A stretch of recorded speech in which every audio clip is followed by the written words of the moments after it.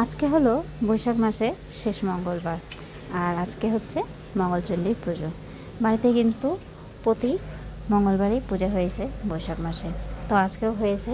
তো প্রতি সপ্তাহে কিন্তু মা বাড়িতেই পূজা করেছে, আর এই সপ্তাহে যাব একটু মন্দিরে। তো তার আগে কিন্তু ঘরের পুজোটা বেশ সুন্দর করে দিয়ে দিয়েছে, আর আমিও কিন্তু রেডি হয়ে নিয়েছি।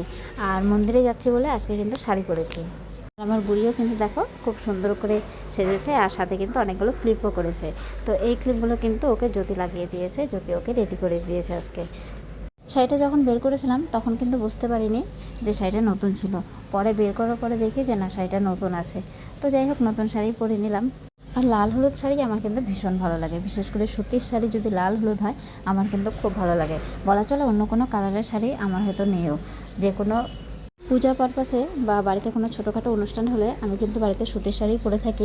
আমার কিন্তু বেশ ভালোও লাগে সুতির শাড়ি পরতে। অনেকেই বলে যে না, ভালো লাগে না, কড়কড় করে বা শাড়ি উঠে যায়, অসুবিধা হয়। আমার কিন্তু সেরকম কোনো কিছু হয় না, আসলে পরতে পরতে একটা অভ্যাস হয়ে গেছে। তো দেরি না করে এবার কিন্তু ফটাফট করে বেরোতে হবে। প্রতিবারের মতন কিন্তু এবারও ভাবছিলাম যে না, সকালের দিকে মন্দিরে যাব, কিন্তু সেই ঘুরে ফিরে কিন্তু আজকে অনেকটা লেট হয়ে গেছে। অন্য দিনের তুলনায় হয়তো আজকে একটু বেশি লেট হয়েছে, কেন কি আজকে প্রায় 12টা বেজে গেছে মন্দিরে যেতে যেতে। মানে পরে যখন ঘুরে দেখলাম যে না, এতটা দেরি হয়ে গেছে, নিজেরই কীরকম লাগছে যে বাবা এতটা দেরি হয়ে গেল। বেরিয়ে পড়লাম। আর আজকে কিন্তু বাড়ি থেকে বেরোনোর সাথে সাথে টোটো পেয়ে গেছি, মানে গেট থেকে বেরোনোর পরেই কিন্তু টোটো পেয়ে গেছি। তার জন্য কিন্তু আর দেরি হয়নি, ফটাফট কিন্তু মন্দিরে চলে আসি। আর এই মন্দিরটা তো তোমরা সবাই চেনো, আমি যে কোনো কিছুতে কিন্তু এই মন্দিরটাতেই আসি। এটা আমার বাড়ির একদম পাশে, আর বাড়ির পাশে মন্দির থাকলে যা হয়, যে কোনো কিছুতে কিন্তু আমি এই মন্দিরে আসি। আর এই মন্দির ছাড়া অন্য কোথাও গেলে নিজেরই কিন্তু মনটা ভালো লাগে না। বাড়ি থেকে সবই নিয়ে আসছিলাম, শুধু ধূপকাঠি মোমবাতিটা বাকি ছিল, তো ধূপকাঠি মোমবাতিটা নিয়ে নিলাম। আর বুড়ি কিন্তু খুব খুশি হয়েছে। আর এদিকে দেখো মায়ের মুখটা কতটা ভালো লাগে, দেখলে পরেই কিন্তু মনটা ভালো হয়ে যায়। এখানে মা কিন্তু সব আরেকবার করে কিন্তু ঠিকঠাক করে নিয়েছিল যে না, সব ঠিকঠাক আছে কিনা। আজকে কিন্তু মন্দিরে ভিড় ছিল না, ভাবছিলাম হয়তো মন্দিরে অনেকটাই ভিড় থাকবে, কিন্তু মন্দিরে ভিড় ছিল না। খুব ভালো করে কিন্তু পূজা দেওয়া হয়েছে। আর আমরা যখন এসেছি তখন তো অনেকটা লেট হয়ে গেছিলো, সেই জন্যই হয়তো আরও কেউ ছিল না। আর গুড়ি অঞ্জলি দেওয়ার সময় আমাকে জিজ্ঞাসা করছে যে চোখটা বন্ধ করে অঞ্জলি দেবো না চোখটা খুলে অঞ্জলি দেবো।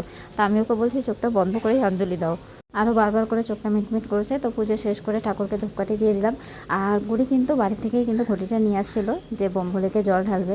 উপরে বোমভোলের মন্দির আছে, কিন্তু উপরে আজকে মন্দিরটা বন্ধ, বললো কাজ হচ্ছে, সেই জন্য কোনোভাবেই উপরে যাওয়া যাবে না। সেই জন্য গুড়ি কিন্তু নিচে দিয়ে দিল জলটা।